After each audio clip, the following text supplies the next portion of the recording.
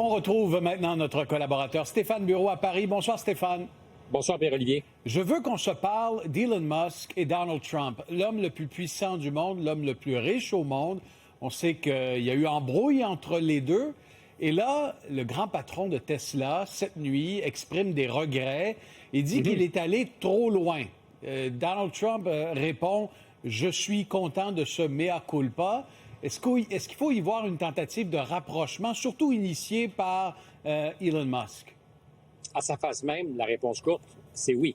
Monsieur Musk, apparemment, on l'a appris dans les dernières heures, a tenté d'établir des communications à la fin de la semaine dernière auprès de J.D. Vance et de la chef de cabinet de M. Trump pour que les ponts ne soient pas totalement rompus. Et le premier geste est comme pour tout le monde qui a composé avec M. Trump, il faut montrer patte blanche. C'est ce qu'il a fait en disant avoir regretté ce qu'il a dit la semaine dernière, être allé trop loin, ce qui est probablement vrai dans la mesure où on ne veut pas se mettre le patron de la Maison-Blanche à dos.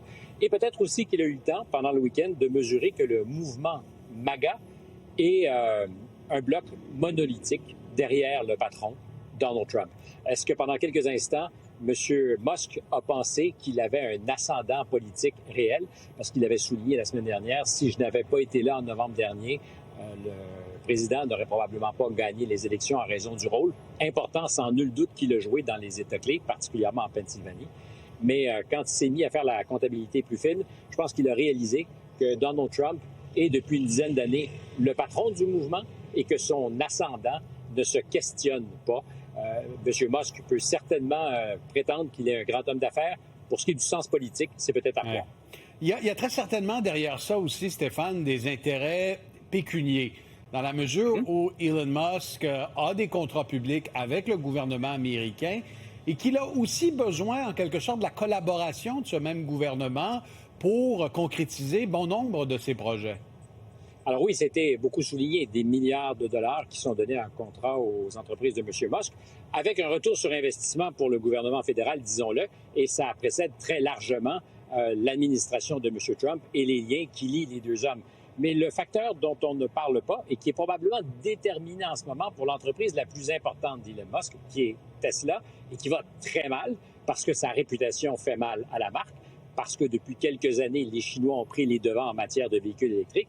Mais ce dont il a besoin, c'est d'autorisation des autorités fédérales pour permettre à son projet de taxi robotisé de démarrer, c'est le cas de le dire. Et il y a plusieurs obstacles réglementaires.